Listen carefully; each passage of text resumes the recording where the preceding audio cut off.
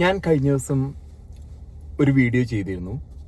അത് father Paul തേലക്കാട്ടിനെ address ചെയ്തുകൊണ്ടാണ് ഞാൻ ആ വീഡിയോയുടെ ഭാഗം ചെയ്തത്. അദ്ദേഹം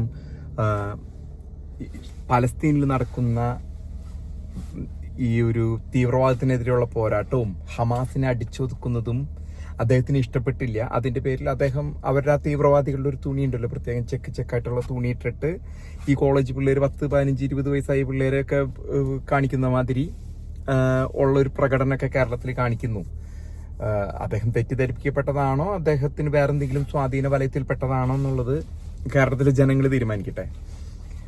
അപ്പൊ ഞാൻ അദ്ദേഹത്തിനോട് ചോദിച്ചിരുന്ന അഡ്രസ് ചെയ്ത വിഷയം നൈജീരിയയിലെ ക്രിസ്ത്യാനികൾക്ക് വേണ്ടി അതിക്രൂരമായിട്ട് പീഡനം അനുഭവിക്കുന്ന നൈജീരിയയിലെ ക്രിസ്ത്യാനികൾക്ക് വേണ്ടിയിട്ട് കേരളത്തില് അദ്ദേഹം അത്തരത്തിലുള്ള ഒരു പ്രകടനം ഈ അദ്ദേഹത്തിന്റെ കൂട്ടത്തിലുള്ള, കാരണം മനുഷ്യര് അദ്ദേഹം ഒരു പക്ഷെ ഞാൻ ചോദിക്കാൻ ഉദ്ദേശിക്കുന്നത് അദ്ദേഹം വലിയൊരു മുന്തിയ കുടുംബത്തിൽ നിന്നായിരിക്കാം, ചിലപ്പോൾ പരമ്പരാഗതമായിട്ടുള്ള ഒരു രീതിയിലുള്ള അദ്ദേഹത്തിൻ്റെതായിരിക്കാം.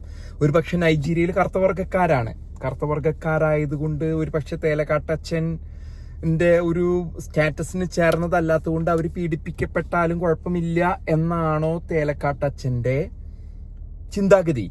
നമ്മൾ ലോകത്ത് ഉള്ള എല്ലാ പീഡനങ്ങൾക്കെതിരെയും പ്രതിഷേധിക്കണം. ഇനിയിപ്പോൾ അദ്ദേഹം ഞാൻ ആ വീഡിയോ ചെയ്തതിൻ്റെ എനിക്ക് വളരെയധികം ഇത് തോന്നി, വീഡിയോ ചെയ്തത് ഒരു നിമിത്തമായതുപോലെയാണ് എനിക്ക് ഇപ്പൊ തോന്നുന്നത്. ഇന്നലെ ഞാൻ മിഞ്ഞാന്നാണ് ഈ വീഡിയോ ചെയ്തത്, 2 ദിവസം മുമ്പ്. ഇന്നലെ ട്രംപ് പറഞ്ഞിരിക്കുകയാണ് നൈജീരിയയിലെ ക്രിസ്ത്യാനികൾക്കെതിരെയുള്ള പേഴ്സിക്യൂഷൻ അദ്ദേഹം ഒരു വിഷയമായിട്ട് എടുത്തിരിക്കുകയാണ്. അദ്ദേഹം ഇപ്പൊ മലേഷ്യയിലുണ്ടായിരുന്നു, സൗത്ത് കൊറിയയില് സി ജിൻപിങ്ങിനെ കണ്ടു. അങ്ങനെ അദ്ദേഹം തിരിച്ച് ജപ്പാനിൽ പോയൊക്കെ തിരിച്ച് അമേരിക്കയിലേക്ക് വന്നുകൊണ്ടിരിക്കുകയാണ്. അതിനിടയിലാണ് ഇദ്ദേഹം ഈ പ്രസ്താവന നടത്തിയിരിക്കുന്നത്. അദ്ദേഹം പറഞ്ഞത് 2020 അദ്ദേഹം അധികാരത്തിൽ നിന്ന് ഇറങ്ങുന്നതിന് മുമ്പ് അദ്ദേഹം പറഞ്ഞത് CPC, country of particular concern, അതായത് അവിടെയുള്ള ക്രിസ്ത്യാനികളെ പീഡിപ്പിക്കുന്നതിനെ പറ്റി. അതിന്റെ ഭാഗമായിട്ട് അദ്ദേഹം ഇറങ്ങാനുള്ള കാരണം അദ്ദേഹത്തിന്റെ അതേ പാർട്ടി, റിപ്പബ്ലിക്കൻ പാർട്ടിയിൽപ്പെട്ട 2 പ്രമുഖ വ്യക്തികളായിരുന്നു. ഒന്ന് ടെഡ് ക്രൂസ്, വളരെ ശക്തനായിട്ടുള്ള ഒരു റിപ്പബ്ലിക്കൻ കൺസർവേറ്റീവ് നേതാവാണ്. അദ്ദേഹം കഴിഞ്ഞ തവണ 2016 ട്രംപിനെതിരെ പ്രൈമറിയിൽ റിപ്പബ്ലിക്കൻ പാർട്ടിയിൽ നിന്നും പ്രസിഡന്റ് ആവാകുന്നതിന് വേണ്ടിയുള്ള ഒരു ശ്രമം നടത്തിയിരുന്നു. ഒപ്പം തന്നെ റൈലി, അങ്ങനെ ഒട്ടനവധി റിപ്പബ്ലിക്കൻ നേതാക്കന്മാരും ഇതിനെതിരെ. കാരണം നൈജീരിയയിൽ പച്ചയായിട്ട് ക്രിസ്ത്യാനികളെ കൊല്ലാണ്. ഒരു വർഷം 20,000-ഓളം ഇത് വെച്ച് കഴിഞ്ഞ 5-10 വർഷമായിട്ട് ഇത് നടന്നുകൊണ്ടിരിക്കുകയാണ്. അവിടെ ക്രിസ്ത്യൻ പകുതിയേക്കാളും മേലുള്ള ഭൂരിപക്ഷമാണ്. അപ്പൊ ട്രംപ് ഇതിനെതിരെ ഇറങ്ങിയിരിക്കുകയാണ്. CPC, country of particular concern എന്ന ഒരു രാജ്യമായിട്ട് ഡെസിഗ്നേറ്റ് ചെയ്തിരിക്കുകയാണ്. ഇനി ഉപരോധങ്ങളൊക്കെ വരുമോ എന്നുള്ളത് നമുക്കറിയില്ല. അവിടെ ഒപ്പം തന്നെ ഈ 2020 ഈ ഒരു സ്പെഷ്യൽ കാറ്റഗറിയിൽ പെടുത്തിയതിനു ശേഷം 2021 ആ ദുഷിച്ച പൈശാചിക ബന്ധനമുള്ള ഡെമോക്രാറ്റിക് പാർട്ടിയാണ് ഇവിടുത്തെ ഒബാമയുടെയും ബൈഡന്റെ ഒക്കെ പാർട്ടി വന്നപ്പോ 2021 ആ CPC, കൺട്രി ഓഫ് പർട്ടിക്കുലർ കൺസേണിൽ നിന്ന് മാറ്റിയിട്ട്, കാരണം അങ്ങനെ ഒരു ക്ലാസിഫിക്കേഷനിൽ വരുമ്പോൾ ആ രാജ്യങ്ങൾക്കെതിരെ ഉപരോധവും അതിനനുസരിച്ചുള്ള ഈ പ്രവർത്തനങ്ങൾ നടക്കും.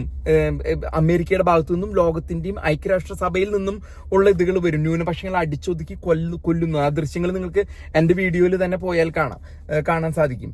അപ്പോ ആ ഒരു സ്റ്റാറ്റസ് ആ രാജ്യത്തിന് കിട്ടുമ്പോൾ നൈജീരിയക്ക് ഒട്ടനവധി നഷ്ടപ്പെടാനുണ്ട്. തന്നെയല്ല, ഒരു മിലിറ്ററി മൂവ് അവിടെ നടത്താൻ പോവാൻ സാധ്യത കുറവാണ്.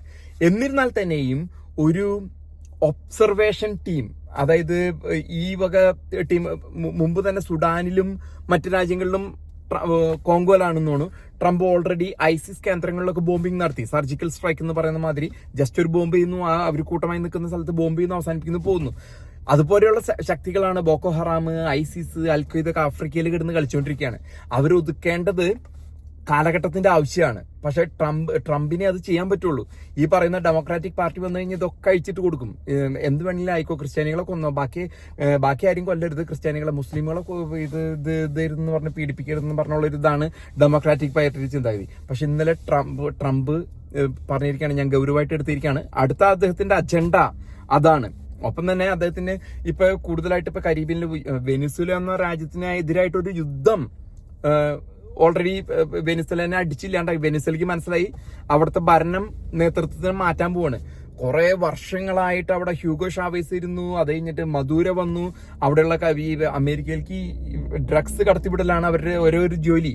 ഡ്രഗ്സ് കടത്തിവിടുത്ത് ഇവിടുത്തെ യുവജനങ്ങളെ തകർക്കലാണ്. അപ്പൊ അതും കൂടി അവിടെ നടക്കുന്നുണ്ട്. പക്ഷെ അദ്ദേഹത്തിന്റെ മെയിൻ ഫോക്കസ്, ട്രംപിന്റെ മെയിൻ ഫോക്കസ് നൈജീരിയയിലെ ക്രിസ്ത്യൻസ് ആണ്. ഒപ്പം തന്നെ സുഡാനും ഇവിടെയും പ്രശ്നങ്ങളുണ്ട്. അപ്പൊ ഇന്നലെ അദ്ദേഹം പ്രതിപാദിച്ചിരിക്കുന്ന വിഷയമാണ് കൺട്രി ഓഫ് പർട്ടിക്കുലർ കൺസേൺ. അത് നൈജീരിയനെ ഡെസിഗ്നേറ്റ് ചെയ്തിരിക്കുകയാണ്, ആ ഒരു ക്വാളിഫൈ ചെയ്തിരിക്കുകയാണ്. അപ്പൊ നൈജീരിയക്ക് ഇപ്പൊ അടുത്ത് തന്നെ അവിടെ എന്തെങ്കിലും പ്രശ്നങ്ങൾ അവിടെ അത് തീർക്കുന്നതിന് വേണ്ടിയുള്ള ഇത് ഉണ്ടാവാനായിട്ടുള്ള ഒരു ആക്രമണോ അതല്ലെങ്കിൽ എന്തെങ്കിലും ആക്ഷൻസ് ഒക്കെ ഉണ്ടാവാനായിട്ടുള്ള സാധ്യത വളരെ കൂടുതലാണെന്ന് വേണം മനസ്സിലാക്കാനായിട്ട്. നിങ്ങൾ ഇത്തരത്തിലുള്ള വാർത്തകൾ കേൾക്കുന്നതിന് വേണ്ടിയിട്ട് എൻ്റെ ചാനൽ സബ്സ്ക്രൈബ് ചെയ്യുക. ഒപ്പം തന്നെ ഷെയറും ചെയ്ത് ലൈക്ക് ചെയ്യണമെന്ന് ഞാൻ വിനീതമായിട്ട് അപേക്ഷിക്കുകയാണ്.